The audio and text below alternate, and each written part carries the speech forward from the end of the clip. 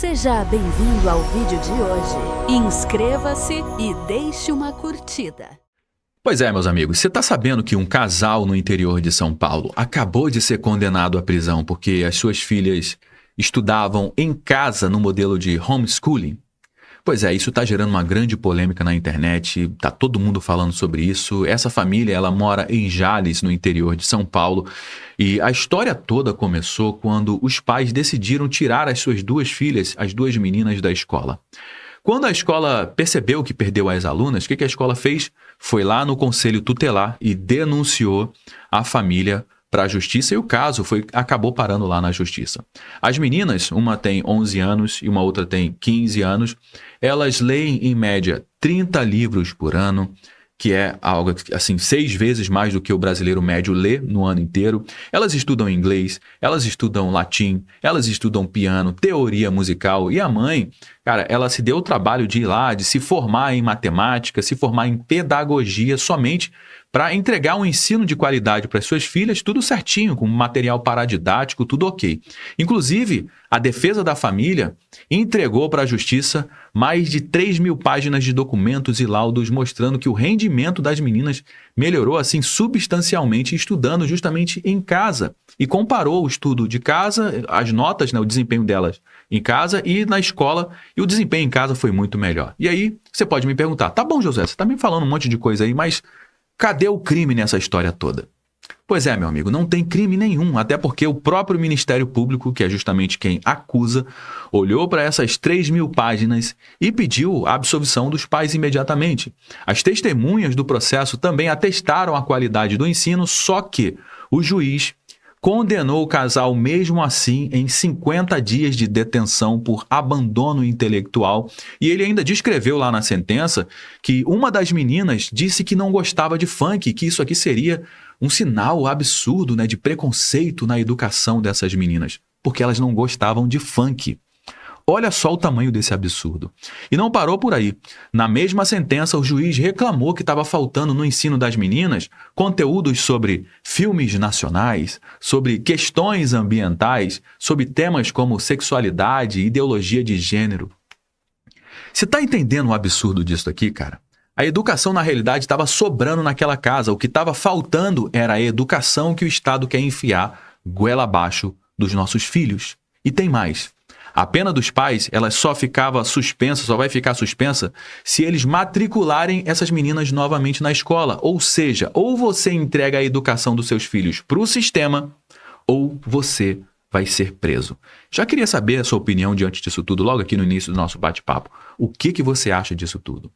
Mas calma que piora, porque na mesma semana dessa condenação, essa mesma justiça brasileira julgou um outro caso envolvendo uma outra mãe. O caso do menino Henry do Borel. Você lembra dele? Um menino de 4 anos que foi morto dentro de casa pelo próprio padrasto, o doutor Jairinho, hematomas pelo corpo inteiro, um absurdo. A própria justiça reconheceu que aquela criança vinha sendo torturada dentro de casa, há muito tempo, e condenou também a mãe por omissão diante da tortura do próprio filho. Sabe o que aconteceu com ela, com a mãe?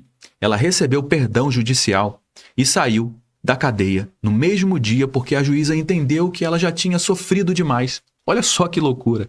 Ou seja, na mesma semana, no mesmo país, a mãe que se omitiu enquanto o filho era torturado até a morte saiu pela porta da frente.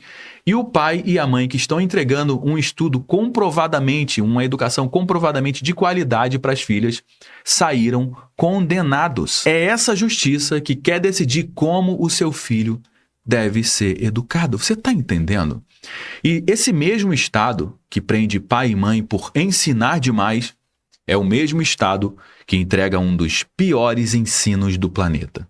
No PISA, que é a maior avaliação de educação do mundo, o Brasil está na posição 65 de 81 países, meu amigo.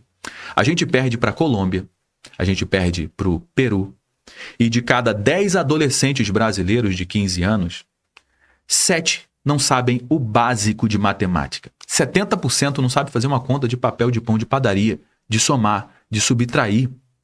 Qual que é o custo disso na vida real do nosso país, do brasileiro? A OCDE, ela fez um estudo de mobilidade social e descobriu uma coisa muito importante, que uma criança que nasce numa família pobre aqui no Brasil, ela vai levar em média 9 gerações para alcançar, se fizer tudo certinho, a renda média aqui no Brasil. 9 gerações, meu amigo. Isso aqui dá mais de 200 anos. A cargo de comparação, na Dinamarca, são apenas 2 gerações. De 30 países que a OCDE analisou, só a Colômbia é pior do que o Brasil. Você está entendendo? A gente está na penúltima posição. E sabe qual que foi uma das principais causas dessa desigualdade social que a própria OCDE apontou? Foi justamente a baixa qualidade na educação. Ou seja, escola ruim é uma máquina que mantém o pobre preso na pobreza geração atrás de geração. Tanto é que o próprio IBGE, o Instituto aqui do governo, acabou de divulgar que a desigualdade social aqui no nosso país voltou a subir. Eles informaram que o rendimento dos 10% mais ricos do Brasil subiu 8,7%, enquanto o rendimento dos mais pobres cresceu apenas 3,1%.